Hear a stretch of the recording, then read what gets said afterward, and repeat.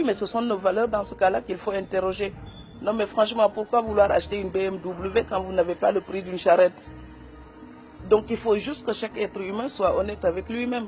Pourquoi vouloir faire un baptême à 5 millions, un mariage à 20 millions, quand on n'a pas assez d'argent pour ça? Donc le m'as-tu vu ngistal? Donc Kotibarme déjà condamné le ngistal. Pourquoi continuer avec la protection des apparences comme ça, où les gens sont prêts à sacrifier leur vie pour être bien vus dans la société? Qu'est-ce qui est plus important? Vivre en paix avec soi-même ou être apprécié par des gens qui ignorent votre détresse intime? Vous savez? Mais vous savez, le sutura là, c'est le nid de l'hypocrisie aussi. Le fameux sutura fait que quelqu'un devient truand, prend l'argent des gens et puis sauve les apparences. Et on va dire, ah, ni mo baaxe, dafa tabe, ni mo baaxe, dafa tabe. Et puis un jour il va en prison parce que détournement de fonds. Et les mêmes qui disaient, ni mo baaxe, dafa tabe, ye doomu diw ba de mom dafa dem kaso. Mais lu ko yóbbu kaso mooy la mu leen daan jox.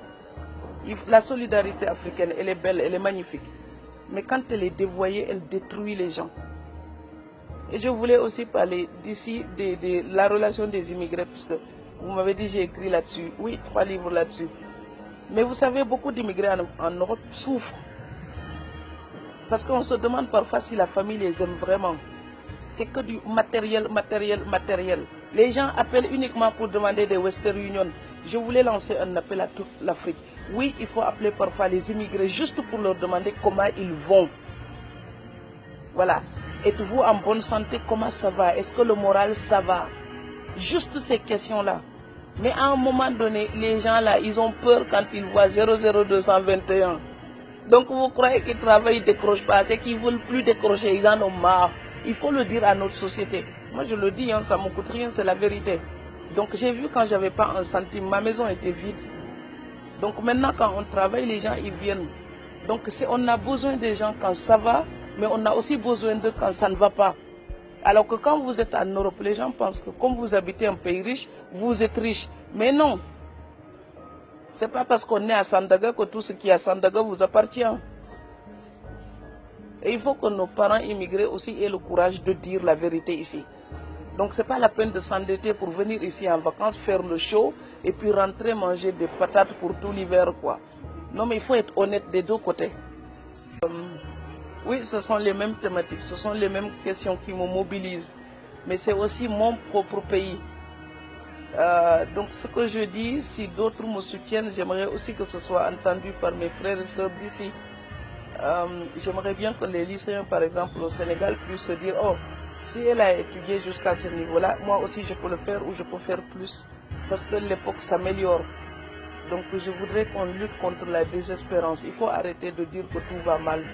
Parfois, souvent ici, les gens ils disent, je ne peux pas continuer les études parce que je n'ai pas les moyens. Hey, ça c'est du n'importe quoi. Franchement, même en Europe, même en Amérique, il y a des étudiants qui travaillent chez McDonald's pour payer leurs études. Donc je n'ai pas les moyens, ce n'est pas une raison d'arrêter les études. Et je pense que je suis très bien placé pour le dire.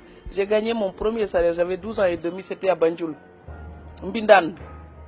Voilà, et je l'ai fait à Dakar, je l'ai fait ici, je l'ai fait à Strasbourg.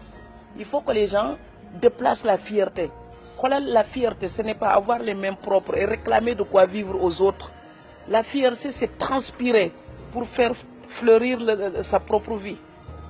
Et au Sénégal, on a parfois des fiertés mal placées. Donc, je suis désolée de dire ça. Ils vont peut-être m'insulter, mais je suis sénégalaise aussi et je peux le dire. Le travail rend les gens plus propres et plus dignes.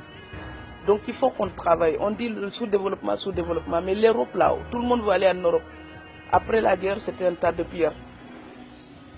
Il y a même des gens, ils avaient tellement faim qu'ils mangeaient des rats. Et aujourd'hui, quand on les regarde, ces pays-là, on a envie d'y aller. C'est parce qu'il y a des gens qui ont eu la fierté de dire, je vais changer mon quartier, je vais changer mon village, je vais changer ma région, je vais changer mon pays. Le respect de l'heure, le respect de la qualité du travail, pas du bricolage, du sérieux. Et les bonnes personnes à la bonne place. L'Afrique a besoin de ça. Et c'est pareil dans tous les pays africains. Il faut une révolution des mentalités.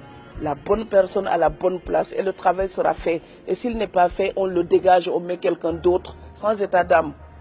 Mais ici, quand on veut dégager quelqu'un, vous avez toute une tribu entière pour dire non. Donc, à un moment donné, sa place. C'est comme ça que le monde se développe.